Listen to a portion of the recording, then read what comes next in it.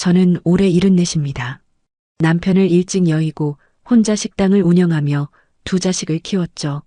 아침 5시에 일어나 장을 보고 밤 11시까지 설거지를 했습니다. 손님이 없는 날에도 가게 문을 열었어요. 그렇게 40년을 살아왔습니다. 딸 민지는 43, 아들 진수는 40이에요. 두 아이 모두 대학을 보냈고 결혼도 시켰습니다. 제 인생에서 가장 뿌듯한 순간들이었죠. 특히 민지가 결혼할 때는 눈물이 날 정도로 기뻤어요. 사위 준호도 괜찮은 사람처럼 보였거든요. 그날은 제 생일이었습니다. 특별히 뭘 기대하진 않았어요. 생일이라고 해봤자 평소와 다를 게 없었으니까요. 그런데 오후 2시쯤 민지한테 전화가 왔습니다. 엄마, 오늘 시간 있으세요? 응, 오늘은 가게 쉬는 날이야. 그럼 준비 좀 하세요. 우리가 곧 갈게요. 민지 목소리가 들떠 있었어요. 뭔가 특별한 일이 있는 것 같았죠. 1시간쯤 지나서 민지와 준호가 제 집 앞에 차를 세웠습니다. 새로 산 검은색 승용차였어요. 엄마, 오늘 엄마를 위해 특별한 선물을 준비했어요. 준호가 활짝 웃으며 말했습니다. 민지도 옆에서 신이 나서 고개를 끄덕였죠. 무슨 선물인데 그래? 가서 알게 될 거예요. 엄마, 지금 바로 가요. 민지가 제 손을 잡아 끌었습니다. 뭔가 큰 계획을 세운 것 같았어요. 저는 얼떨결에 차에 올라탔죠. 민지는 뒷좌석에 저와 함께 앉았고 준호가 운전대를 잡았습니다. 차가 출발했어요. 고속도로로 접어들더군요. 어디 가는 거니? 강원도요. 엄마를 위해 진짜 좋은 곳 예약했어요. 민지가 제 어깨에 머리를 기댔습니다. 오랜만에 딸아이가 이렇게 다정하게 굴었어요. 가슴이 따뜻해졌죠. 평소 민지는 바쁘다며 자주 연락도 안 했거든요. 명절에나 얼굴 보는 정도였습니다. 엄마, 평생 고생만 하셨잖아요. 오늘은 편하게 쉬세요. 준호도 백미로 너머로 저를 보며 웃었어요. 이상하게 두 사람 다 오늘따라 유난히 친절했습니다. 뭔가 석연치 않았지만 저는 그냥 자식들의 효심이라고 생각했죠. 차는 2시간 넘게 달렸습니다. 창밖으로 산들이 지나갔어요. 하늘은 점점 어두워지고 있었습니다. 먹구름이 몰려오고 있었죠. 비 올 것 같은데. 제가 말했습니다. 괜찮아요, 엄마. 호텔에 도착하면 비 맞을 일 없어요. 민지가 제 손을 꼭 잡았어요. 그 손이 왠지 차가웠습니다. 드디어 차가 멈춰섰어요. 눈앞에 웅장한 건물이 나타났습니다. 5성급 호텔이라고 크게 써 있었죠. 로비 입구에는 분수대가 있었고 주차장에는 비싼 차들이 즐비했습니다. 와, 여기가 어딘데 이렇게 좋아? 저는 입을 다물지 못했어요. 평생 이런 곳에 와본 적이 없었거든요. 엄마를 위한 곳이에요. 들어가요. 준호가 제 팔을 부축했습니다. 우리는 호텔 로비로 들어갔어요. 천장이 엄청나게 높았습니다. 커다란 샹들리에가 반짝이고 있었죠. 바닥은 대리석이었고 가죽 소파들이 여기저기 놓여 있었어요. 엄마, 여기 앉아 계세요. 민지가 저를 소파에 앉혔습니다. 왜? 체크인 안 해? 아, 선물을 차에 두고 왔어요. 같이 가서 가져올게요. 잠깐만 기다리세요. 준호가 밖으로 나갔어요. 민지도 따라 나가더군요. 같이 가야 해? 제가 물었습니다. 네, 선물이 좀 커서요. 금방 올게요, 엄마. 민지가 손을 흔들며 로비를 나갔습니다. 유리문 너머로 두 사람이 주차장으로 걸어가는 게 보였어요. 저는 소파에 앉아 주변을 둘러봤습니다. 호텔 투숙객들이 오가고 있었어요. 다들 옷을 잘 차려입고 있었죠. 저는 평소 입던 낡은 점퍼를 입고 있었습니다. 왠지 어울리지 않는 것 같았어요. 10분이 지났습니다. 민지와 준호가 안 보였어요. 20분이 지났죠. 여전히 안 보였습니다. 저는 핸드폰을 꺼내 민지한테 전화를 걸었어요. 신호음이 몇 번 울리더니 꺼졌습니다. 준호한테도 걸었죠. 역시 꺼져 있었어요. 이상했습니다. 분명 차에서 선물 가져온다고 했는데 30분이 넘도록 안 들어오는 게 말이 되나요? 창밖을 봤어요. 빗방울이 떨어지기 시작했습니다. 처음엔 가랑비였는데 점점 굵어지더군요. 천둥 소리가 들렸어요. 40분이 지났습니다. 저는 다시 전화를 걸었어요. 여전히 꺼져 있었죠. 호텔 직원 한 명이 제 쪽을 쳐다봤습니다. 의심스러운 눈빛이었어요. 저는 괜히 고개를 숙였죠. 1시간이 지났어요. 이젠 확신했습니다. 뭔가 잘못됐다는 걸요. 밖은 폭우였습니다. 번개가 치고 천둥이 쳤어요. 저는 로비 소파에 혼자 앉아 있었죠. 직원이 다가왔습니다. 손님, 혹시 예약하신 게 있으세요? 아, 제 딸이 예약했는데. 성함이 어떻게 되시죠? 제가 이름을 말했어요. 직원은 컴퓨터를 확인하더니 고개를 저었습니다. 예약 내역이 없으신데요. 그 순간 가슴이 철렁 내려앉았습니다. 예약이 없다는 말에 머릿속이 하얘졌습니다. 손이 떨렸어요. 직원은 저를 이상하게 쳐다봤죠. 확인 다시 해주실 수 있나요? 제 목소리가 떨렸습니다. 직원은 다시 한번 컴퓨터를 봤어요. 정말 없으세요. 오늘 예약자 명단에 그런 성함은 없습니다. 직원의 목소리가 차가웠습니다. 저는 다시 핸드폰을 꺼냈어요. 민지한테 전화를 걸었죠. 여전히 꺼져 있었습니다. 준호도 마찬가지였어요. 로비 한쪽에서 다른 직원 2명이 저를 보며 속닥거렸습니다. 무슨 말을 하는지는 몰랐지만 시선이 따가웠어요. 아마 이상한 노인네가 로비를 배회한다고 생각했을 겁니다. 저는 다시 소파에 앉았어요. 어떻게 해야 할지 몰랐습니다. 밖은 여전히 폭우였죠. 빗소리가 유리창을 두드렸어요. 번개가 번쩍이면 로비 전체가 밝아졌다가 다시 어두워졌습니다. 74해를 살면서 이렇게 막막한 적이 없었어요. 남편이 죽었을 때도, 혼자 2아이를 키울 때도, 식당이 안 돼서 빚을 졌을 때도 이렇게 무력하진 않았습니다. 그때는 제가 뭘 해야 할지 알았거든요. 하지만 지금은 달랐어요. 왜 딸이 저를 여기 두고 갔을까요? 정말 차에서 선물을 가져오는 걸까요? 1시간이 넘게 걸릴 일인가요? 아니었습니다. 제 안에서 뭔가 속삭였어요. 이건 아니라고요. 뭔가 잘못됐다고요. 저는 떨리는 손으로 아들 진수한테 전화를 걸었습니다. 3번의 신호음 끝에 진수가 받았어요. 엄마, 왜요? 진수야, 엄마가 지금 강원도에 있는데. 목소리가 떨렸습니다. 눈물이 나올 것 같았어요. 강원도요? 거기는 왜 가셨어요? 민지가 데려왔어. 호텔에 데려와서는 선물 가져온다고 나갔는데 1시간 넘게 안 들어와. 전화도 안 받고. 진수는 잠시 말이 없었습니다. 그러더니 낮은 목소리로 물었어요. 어느 호텔이에요? 저는 호텔 이름을 말했습니다. 진수가 다급한 목소리로 말했습니다. 엄마, 거기서 움직이지 마세요. 제가 지금 갈게요. 그래, 고맙다. 전화를 끊었습니다. 진수 목소리에서 뭔가 이상한 걸 느꼈어요. 화가 나 있는 것 같았죠. 누구한테요? 민지한테였을까요? 시계를 봤습니다. 벌써 7시였어요. 저는 오후 2시에 집을 나왔습니다. 5시간이 지난 거죠. 배가 고팠어요. 점심도 제대로 못 먹었거든요. 하지만 여기서 뭘 사 먹을 수도 없었습니다. 호텔 카페의 커피 한 잔 가격이 10,000원이 넘었어요. 저는 그냥 앉아 있었습니다. 로비를 오가는 사람들을 멍하니 바라봤죠. 젊은 부부가 웃으며 들어왔어요. 체크인을 하고 엘리베이터를 탔습니다. 행복해 보였죠. 빗소리가 점점 더 거세졌습니다. 천둥 소리가 연달아 들렸어요. 로비 조명이 잠깐 깜빡였죠. 8시가 됐습니다. 진수한테서 전화가 왔어요. 엄마, 거의 다 왔어요. 10분만 기다리세요. 응, 조심히 와. 10분이 15분처럼 느껴졌습니다. 저는 로비 입구만 쳐다봤어요. 유리문 너머로 비가 쏟아지는 게 보였죠. 드디어 진수가 들어왔습니다. 온몸이 비에 젖어 있었어요. 머리카락에서 물이 뚝뚝 떨어졌죠. 진수는 저를 보자마자 달려왔습니다. 엄마, 괜찮으세요? 응, 괜찮아. 괜찮지 않았습니다. 전혀 괜찮지 않았어요. 하지만 아들 앞에서 무너지고 싶지 않았죠. 가요, 엄마. 집에 가요. 진수가 제 손을 잡았습니다. 저는 비틀거리며 일어났어요.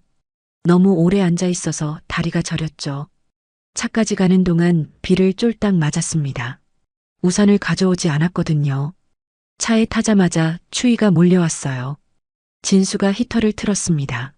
민지 누나한테 전화했어요? 진수가 조심스럽게 물었습니다. 했지. 근데 꺼져 있더라. 그럴 줄 알았어요. 진수의 목소리가 차가웠습니다. 제가 아는 진수의 목소리가 아니었어요. 무슨 뜻이야? 나중에 얘기해요, 엄마. 일단 지금은 집에 가요. 차는 빗속을 달렸습니다. 와이퍼가 미친 듯이 움직였지만 앞이 잘 보이지 않았어요. 진수는 천천히 조심스럽게 운전했습니다. 저는 창밖을 봤어요. 어둠뿐이었습니다. 가끔 번개가 치면 산의 윤곽이 보였죠. 그리고 다시 어둠이었어요. 왜 민지가 저를 버렸을까요? 뭔가 이유가 있었을까요? 아니면 정말 급한 일이 생긴 걸까요? 하지만 전화를 끄는 건 설명이 안 됐습니다. 급한 일이 있으면 연락이라도 했겠죠. 문자라도 보냈을 거예요. 집에 도착한 건 밤 11시였습니다. 진수가 저를 부축해서 집 안까지 들어왔어요. 엄마, 씻고 주무세요. 내일 아침에 올게요. 응, 고맙다. 조심히 가고. 진수가 나간 뒤 저는 혼자 남았습니다. 옷을 벗었어요. 비에 젖어서 축축했죠. 씻고 싶었지만 힘이 없었습니다. 그냥 침대에 누웠어요. 천장을 바라봤죠. 천장에는 작은 얼룩이 있었습니다. 오래전부터 있던 얼룩이에요. 언제 생긴 건지도 기억이 안 났습니다. 민지 생각이 났어요. 어렸을 때 민지는 제 뒤만 쫓아다녔습니다. 엄마 엄마 부르며 제 치마폭을 잡았죠. 그 아이가 이제 저를 버렸습니다. 눈물이 났어요. 참으려고 했지만 안 됐습니다. 눈물이 뺨을 타고 흘러내렸어요. 베갯잎이 축축해졌죠. 저는 그날 밤 잠을 이루지 못했습니다. 눈을 감으면 호텔 로비가 보였어요. 그 차가운 대리석 바닥이 샹들리에가 직원들의 의심스러운 눈빛이 보였죠. 그리고 빗소리가 들렸습니다. 창문을 두드리는 빗소리가요.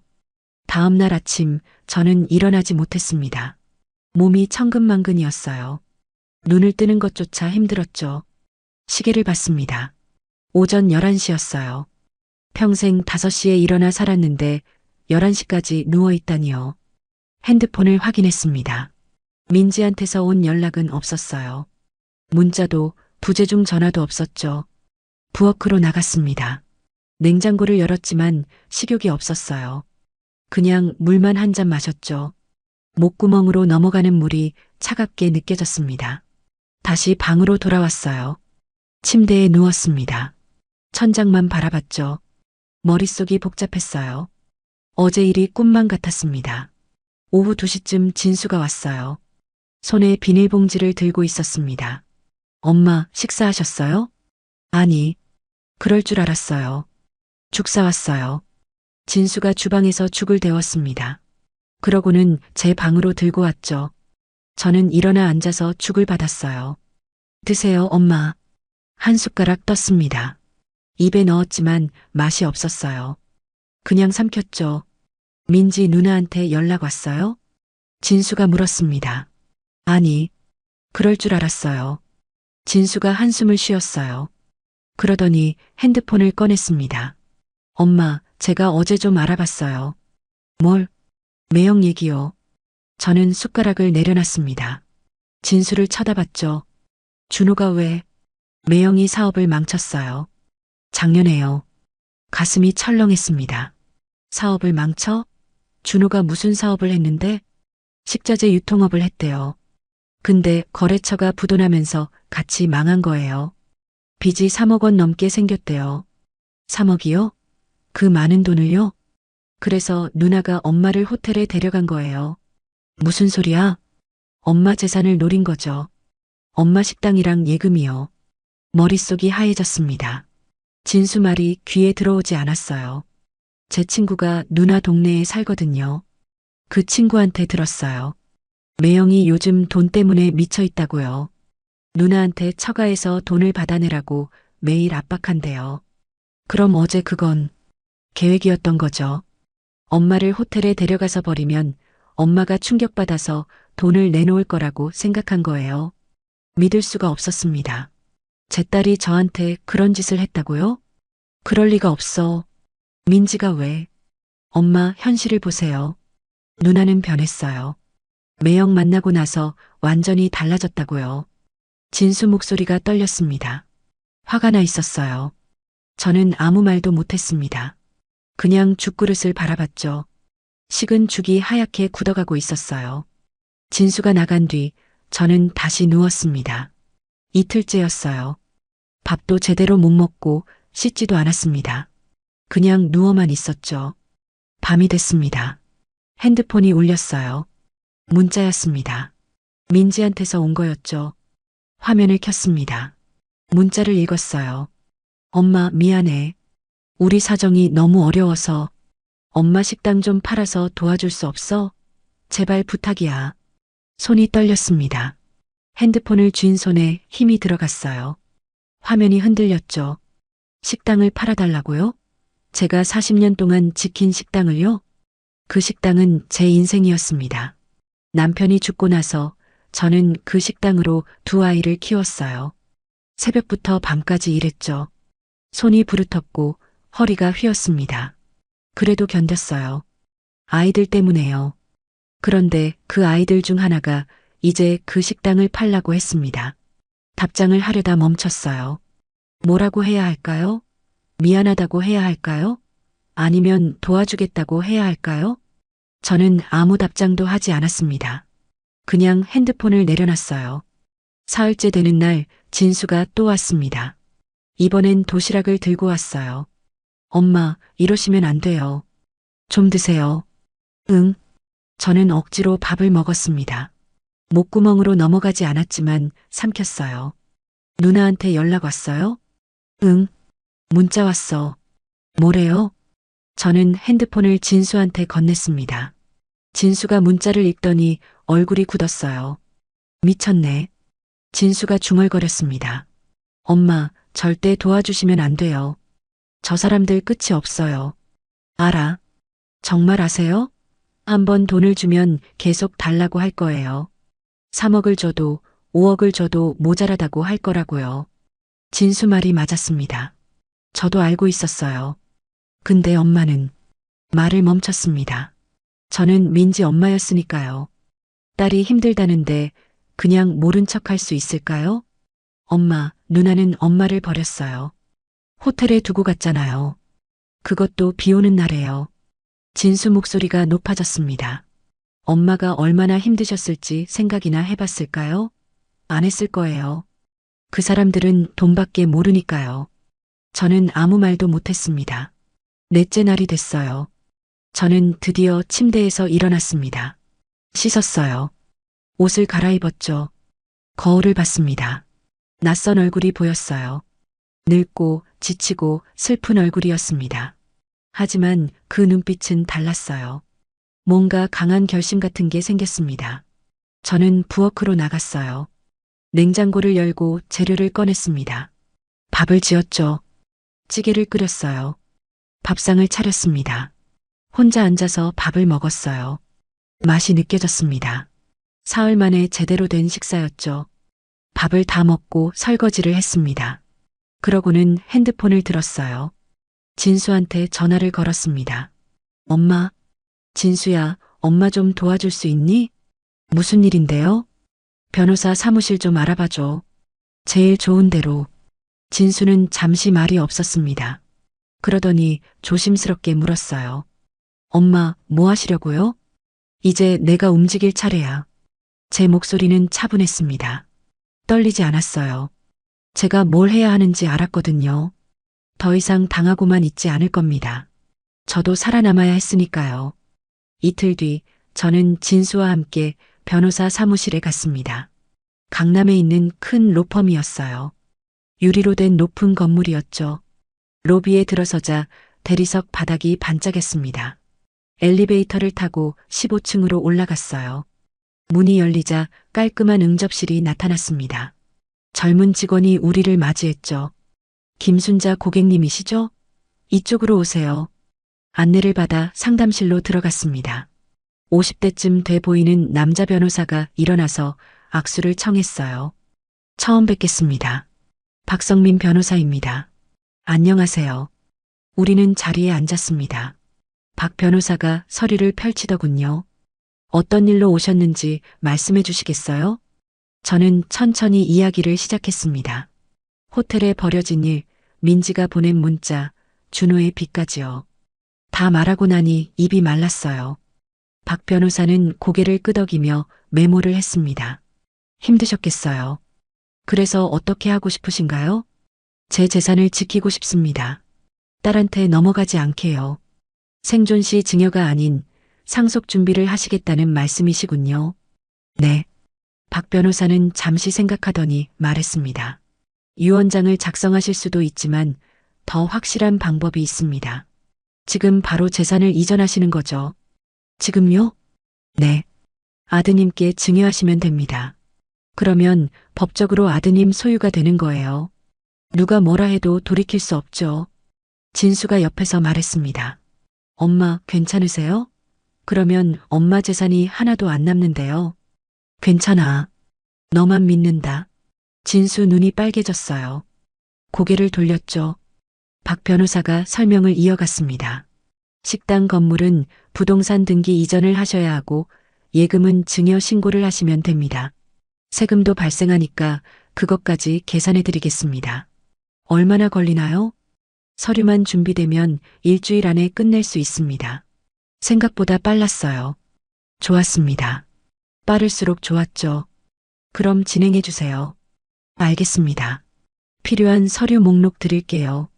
상담을 마치고 나왔습니다. 엘리베이터를 기다리는 동안 진수가 물었어요. 엄마, 정말 괜찮으세요? 응. 이게 맞는 것 같아. 누나가 알면 난리 날 텐데요. 알게 하려고 하는 거야. 진수가 저를 쳐다봤습니다. 무슨 뜻인지 이해하지 못하는 표정이었죠. 이건 시작일 뿐이야. 저는 조용히 말했습니다. 일주일 동안 정신없이 움직였어요. 은행에 가서 서류를 떼고 구청에 가서 등본을 받았습니다. 법무사를 만나 등기 이전 절차를 밟았죠. 그 일주일 동안 민지한테서 문자가 또 왔습니다. 엄마, 답장 좀 해줘. 우리 정말 힘들어. 답장하지 않았어요. 읽기만 했습니다. 이틀 뒤 또 왔습니다. 엄마, 제발. 이번 달 말까지 돈 못 마련하면 집 빼앗겨. 역시 답장하지 않았습니다. 그 문자를 볼 때마다 가슴이 아팠어요. 딸이 힘들다는데 엄마가 모른 척하는 게 쉬운 일은 아니었죠. 하지만 참았습니다. 민지가 호텔에 저를 버렸을 때를 떠올렸어요. 그 차가운 로비를 쏟아지던 빗소리를요. 드디어 모든 서류가 완료됐어요. 식당 건물도 예금 2억도 전부 진수 명의가 됐습니다. 박 변호사가 최종 서류를 건네주더군요. 이제 법적으로 완전히 아드님 소유입니다. 누구도 건드릴 수 없어요. 감사합니다. 서류를 받아들었습니다. 묵직했어요. 제 평생이 담긴 무게였죠. 사무실을 나오면서 진수가 물었습니다. 엄마, 이제 어떻게 하실 거예요? 민지한테 연락할 거야. 뭐라고요? 도와주고 싶다고 할 거야. 진수가 멈춰섰습니다. 엄마, 진심이에요? 아니, 거짓말이지. 진수 얼굴에 당황한 표정이 스쳤어요. 민지를 불러내야 해. 녹음기를 준비할 거야. 녹음을요? 증거가 필요해. 민지가 왜 나를 호텔에 버렸는지, 무슨 생각으로 그랬는지 직접 들어야 해. 진수는 저를 빤히 쳐다봤습니다. 처음 보는 표정이었어요. 집에 돌아와서 서랍을 뒤졌습니다. 오래된 녹음기가 있었어요. 예전에 식당 레시피를 녹음하려고 산 거였죠. 건전지를 갈아 끼웠습니다. 작동이 잘 됐어요. 노트를 꺼냈습니다. 민지한테 물어볼 질문들을 적었어요. 왜 호텔에 버렸는지, 언제부터 계획한 건지, 식당을 팔아서 뭘 하려던 건지요. 하나하나 적다 보니 손이 떨렸습니다. 이게 제 딸한테 물어볼 질문들이라니요. 믿어지지 않았어요. 하지만 멈추지 않았습니다. 계속 적었죠. 다음 날 저는 민지한테 전화를 걸었습니다. 두 번의 신호음 끝에 민지가 받았어요. 엄마, 목소리가 떨리고 있었습니다. 민지야, 엄마 미안해. 정말 미안해. 괜찮아. 엄마가 생각 좀 해봤어. 정말요? 민지 목소리가 갑자기 밝아졌습니다. 도와주고 싶어. 그런데 직접 만나서 얘기하자. 엄마 고마워요. 정말 고마워요.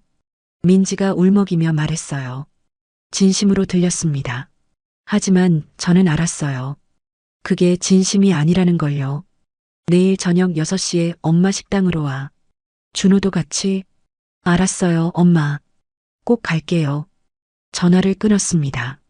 핸드폰을 내려놓고 심호흡을 했어요. 손이 떨렸습니다. 진수한테 문자를 보냈습니다. 내일 6시. 준비 다 됐어. 답장이 바로 왔어요. 알겠습니다, 엄마. 제가 근처에 대기하고 있을게요. 저는 노트를 다시 펼쳤습니다. 질문들을 계속 읽었어요. 외울 때까지 읽었죠. 내일이면 모든 게 끝날 겁니다. 진실이 드러날 거예요. 밤이 깊었습니다. 잠이 오지 않았어요. 천장을 바라봤죠. 내일 민지 얼굴을 보면 어떤 기분일까요? 화가 날까요? 슬플까요? 아마 둘 다겠죠. 하지만 상관없었습니다.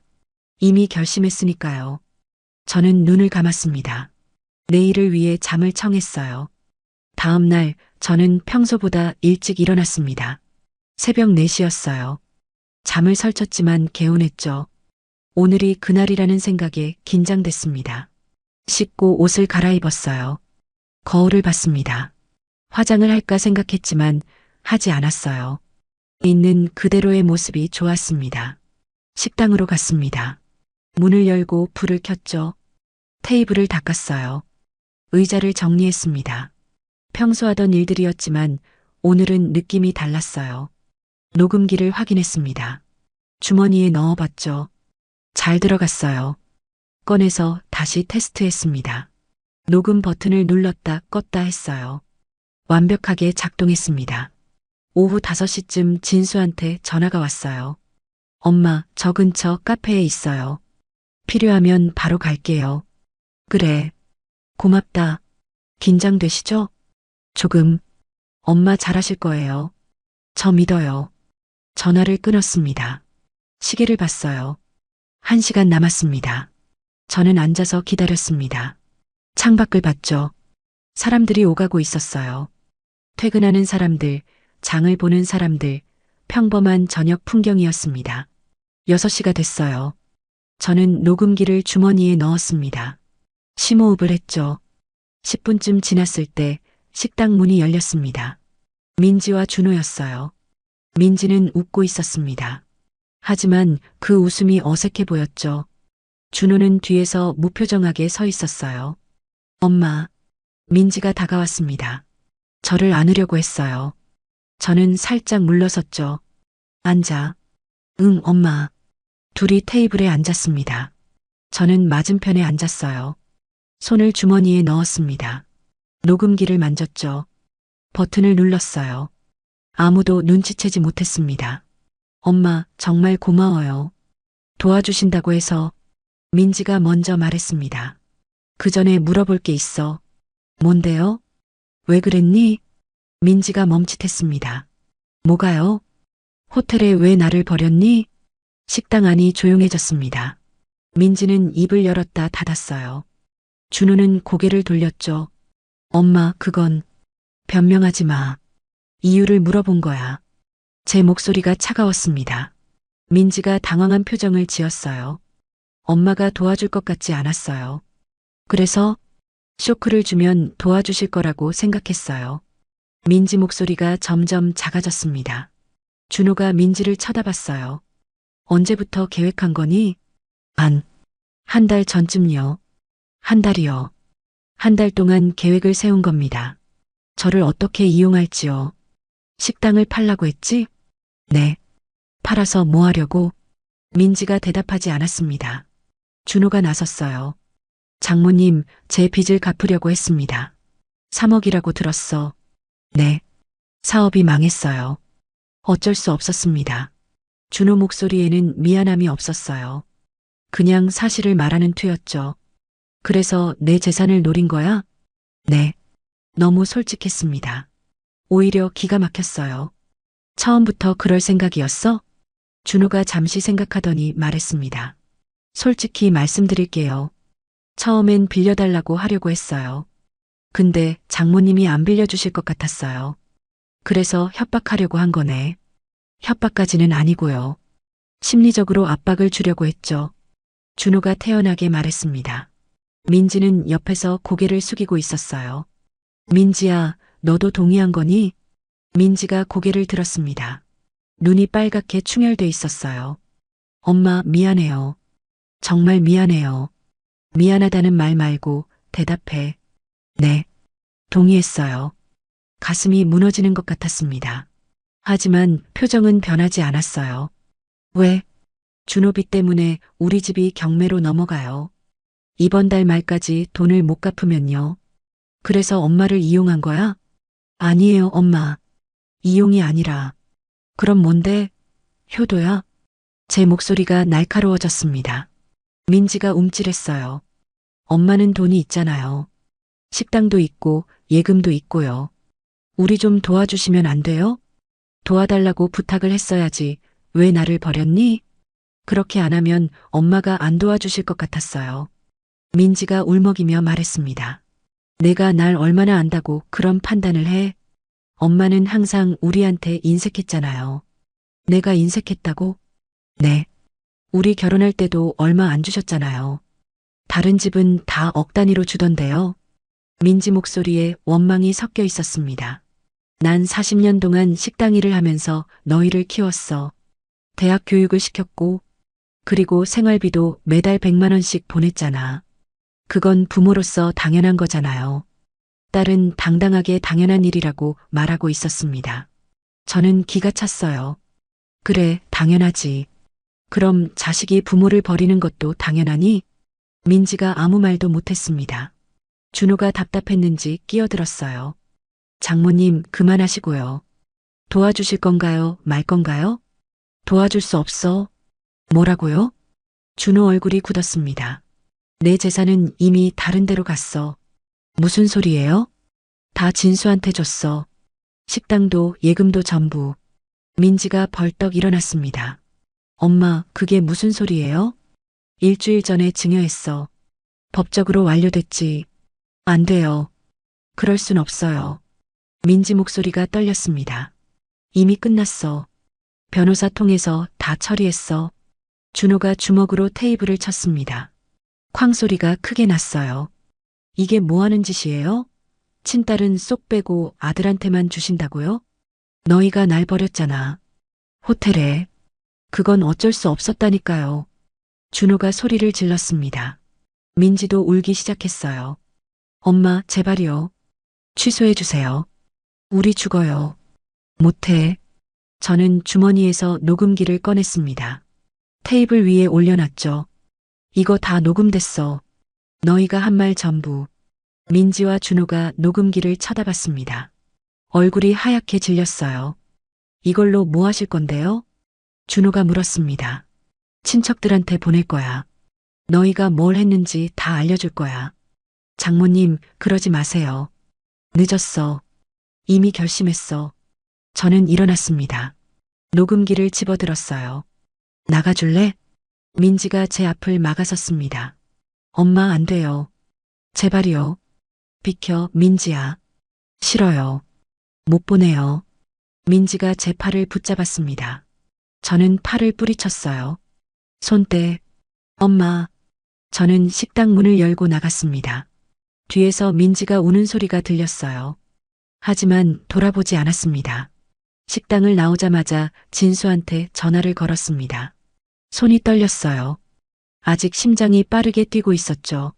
엄마, 다 끝났어요? 응. 지금 나왔어. 어디 계세요? 바로 갈게요. 식당 앞이야. 3분도 안 돼서 진수가 달려왔습니다.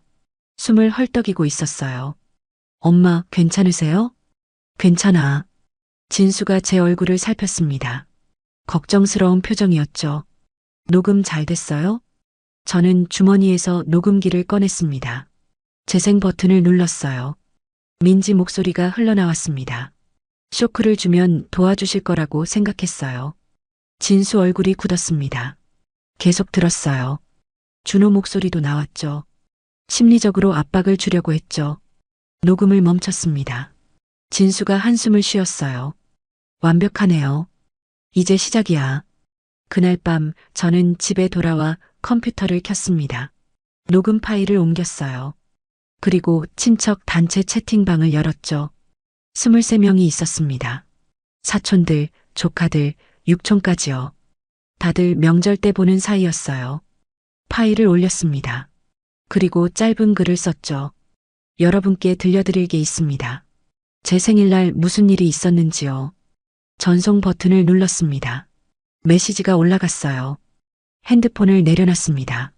차 한 잔을 끓였어요. 캐모마일 차였죠. 따뜻한 김이 올라왔습니다. 5분쯤 지났을 때 핸드폰이 울리기 시작했어요. 메시지가 쏟아졌습니다. 언니, 이게 무슨 일이에요? 민지가 진짜 이랬어요? 믿을 수가 없네요. 어떻게 친어머니를 이렇게 대할 수가 있죠? 메시지는 계속 왔습니다. 하나하나 읽었어요. 다들 충격받은 것 같았죠. 사촌 동생 영희한테서 전화가 왔습니다. 언니 괜찮으세요? 응, 괜찮아. 진짜 호텔에 버려졌어요? 그래. 세상에. 민지가 어떻게 그럴 수가 있어요? 언니가 얼마나 고생해서 키웠는데. 영희 목소리가 떨렸습니다. 화가 나 있는 것 같았어요. 이제 다 알려졌으니까 됐어. 언니 힘내세요. 우리가 다 언니 편이에요.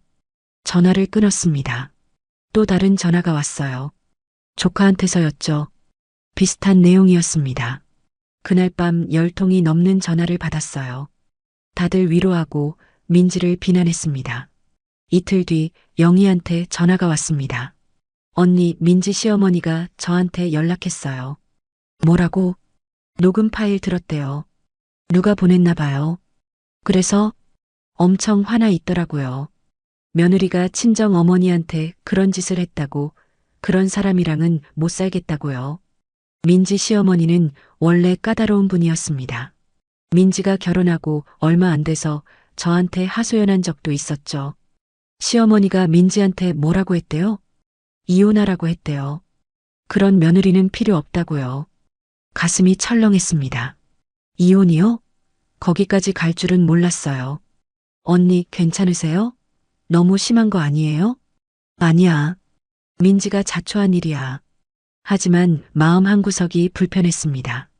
이혼까지는 원하지 않았거든요. 그냥 민지가 반성하기를 바랐을 뿐이었죠. 일주일이 지났습니다. 친척들 사이에서 민지 이야기가 계속 나왔어요. 단체 채팅방에서도 그랬죠. 민지 요즘 어떻게 지내요? 연락 안 되던데요. 맞아요. 전화해도 안 받아요. 민지는 모든 친척들한테 외면당하고 있었습니다. 아무도 민지 편을 들지 않았어요. 한 달이 지났어요. 영희한테서 또 연락이 왔습니다. 언니, 민지 이혼 진행 중이래요. 정말? 준호 부모님이 강하게 밀어붙이고 있대요. 민지가 버티고 있지만 오래 못 갈 것 같대요. 그래. 그리고요, 경매도 진행됐대요. 집이요. 집을? 네. 결국 못 막았나 봐요. 지금 월세로 옮겼대요. 민지 인생이 무너지고 있었습니다. 집도 잃고 남편도 잃고 친척들한테도 버림받았죠. 진수는 저를 걱정했습니다. 엄마, 후회하세요? 아니, 정말요? 응. 민지가 먼저 선을 넘었어. 엄마를 버렸잖아. 그래도 엄마 마음이 편하진 않으시죠? 진수는 저를 잘 알았습니다. 편할 리가 있니? 그래도 이게 맞는 것 같아. 저는 식당으로 돌아갔습니다. 진수가 증여받았지만 운영은 제가 하기로 했어요. 손님들을 맞이하고 요리를 하고 설거지를 했죠. 평범한 일상이었습니다. 하지만 마음은 평범하지 않았어요. 저녁 시간 단골 손님 박 사장님이 오셨습니다. 사장님, 요즘 표정이 좋아 보이시네요. 그래요? 네. 뭔가 홀가분해 보여요. 박 사장님 말이 맞았습니다. 저는 홀가분했어요. 더 이상 민지한테 이용당하지 않을 거니까요. 제 재산을 지켰으니까요. 하지만 동시에 무거웠습니다. 딸을 잃었으니까요. 그날 밤 집에 돌아와 앨범을 꺼냈습니다. 민지 어렸을 때 사진들이 있었어요. 돌잔치 사진, 초등학교 입학식 사진, 중학교 졸업식 사진이요. 사진 속 민지는 웃고 있었습니다. 해맑게 웃고 있었죠. 언제부터 변한 걸까요? 준호를 만나고 나서였을까요? 아니면 그 전부터였을까요? 앨범을 덮었습니다. 더 이상 보고 싶지 않았어요. 핸드폰을 확인했습니다. 민지한테서 온 메시지는 없었어요. 전화도 없었죠. 한 달 반이 지났습니다. 민지는 완전히 사라진 것 같았어요. 연락도 없고 소식도 없었죠. 친척들 사이에서도 민지 이야기는 이제 나오지 않았습니다. 다들 잊어버린 것 같았어요. 저도 잊으려고 노력했습니다. 일에 집중했죠. 새로운 메뉴를 개발하고 단골 손님들을 챙겼어요. 진수는 자주 찾아왔습니다. 같이 저녁을 먹고 이야기를 나눴죠. 효자였어요. 제가 힘들 때 항상 옆에 있어줬습니다. 진수가 제 손을 잡았습니다. 따뜻했어요. 저는 이제 제 인생을 살기로 했습니다. 누구한테 이용당하지 않고 제 방식대로 살기로요. 민지가 없는 인생이었지만 견딜 수 있을 것 같았습니다. 아니, 견뎌야만 했죠. 이게 제가 선택한 길이었으니까요. 그렇게 1년이 흘렀습니다. 사계절이 지나갔어요. 봄에는 벚꽃이 피었고 여름에는 장마가 왔죠. 가을에는 단풍이 들었고 겨울에는 눈이 내렸습니다. 저는 매일 식당에 나갔어요. 아침 6시에 문을 열고 밤 9시에 닫았죠. 변한 건 없었습니다. 예전과 똑같은 삶이었어요. 하지만 마음은 달랐습니다. 가벼웠어요. 누구한테도 이용당하지 않는다는 안도감이 있었죠. 민지 생각은 가끔 났습니다. 특히 밤에 혼자 있을 때요.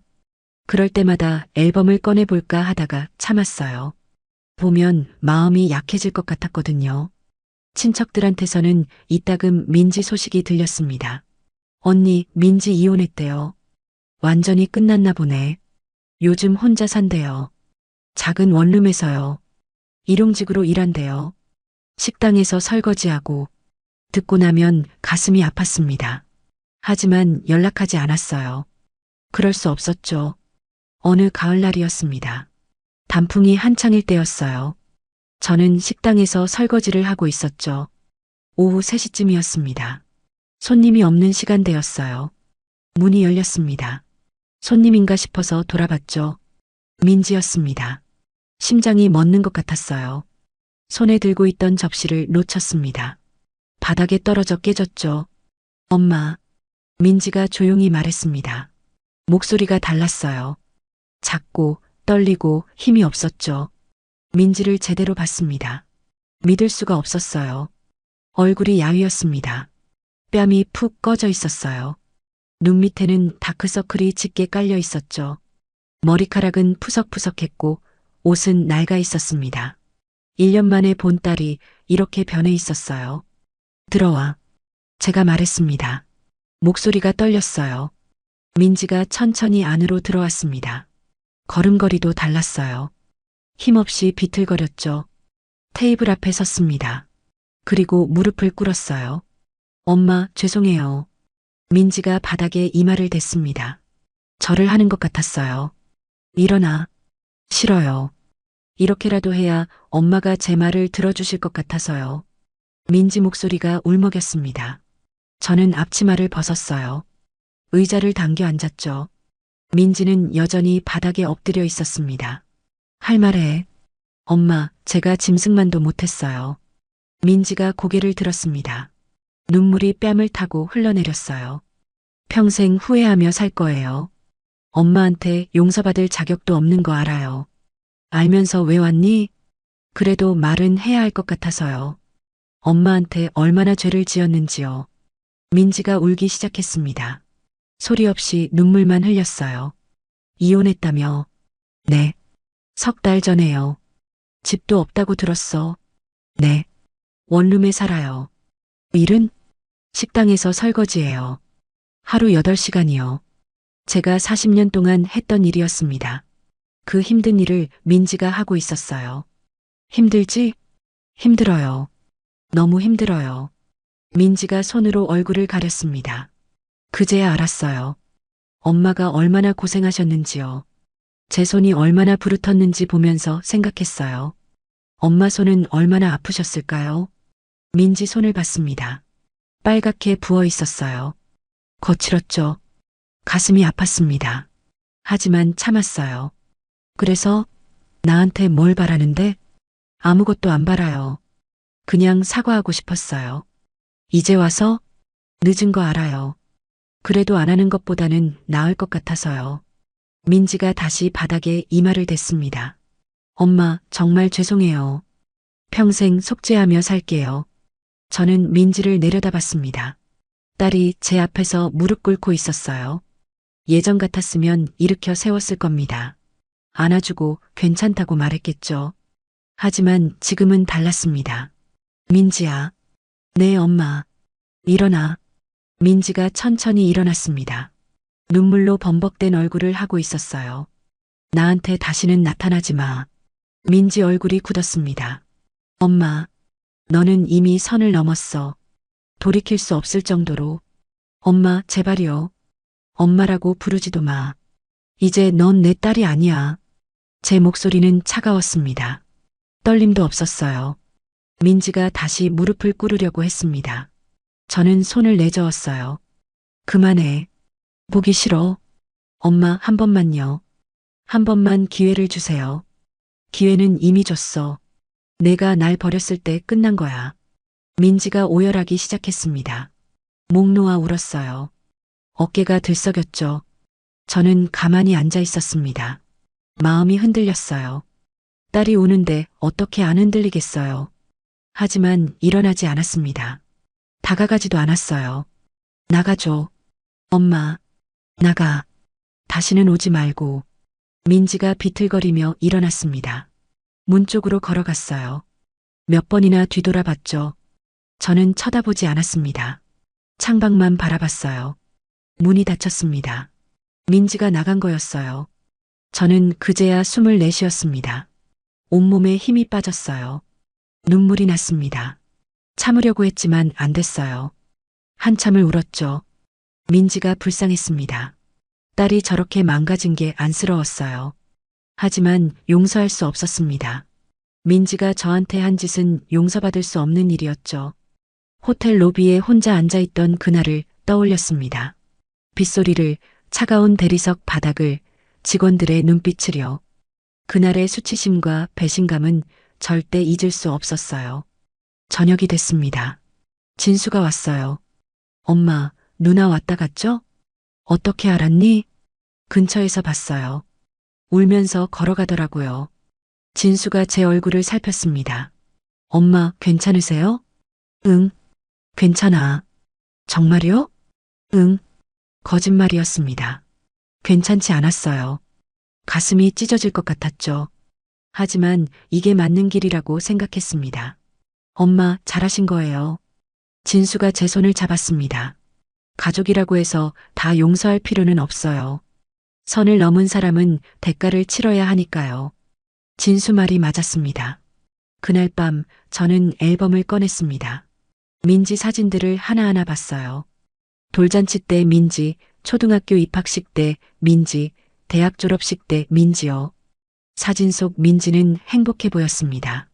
저도 행복했었죠. 하지만 그건 과거였습니다. 이제는 돌아갈 수 없는 시간이었어요. 앨범을 덮었습니다. 서랍 깊숙이 넣었어요. 다시는 꺼내지 않을 생각이었죠. 거울을 봤습니다. 75에 제 얼굴이 보였어요. 주름이 많았습니다. 머리카락도 하얗게 샜죠. 하지만 눈빛만은 살아있었습니다. 포기하지 않은 눈빛이었어요. 저는 결심했습니다. 앞으로 제 인생을 제가 지키겠다고요. 가족이라는 이름으로 더 이상 상처받지 않겠다고요. 제 자신을 소중히 여기며 살겠다고요. 민지는 떠났습니다. 제 인생에서 사라졌어요. 아팠지만 이게 최선이었습니다. 저는 창문을 열었습니다. 찬 바람이 들어왔어요. 가을 냄새가 났죠. 깊게 숨을 들이마셨습니다. 그리고 천천히 내쉬었어요. 내일도 식당 문을 열 겁니다. 손님을 맞이하고 요리를 하고 설거지를 할 거예요. 진수와 저녁을 먹고 이야기를 나눌 겁니다. 그렇게 하루하루 살아갈 거예요. 민지 없이도 저는 살 수 있었으니까요. 창문을 닫았습니다. 불을 껐어요. 침대에 누웠죠. 눈을 감았습니다. 어둠이 찾아왔어요. 하지만 무섭지 않았습니다. 저는 이제 혼자가 아니었으니까요. 제 자신이 있었으니까요.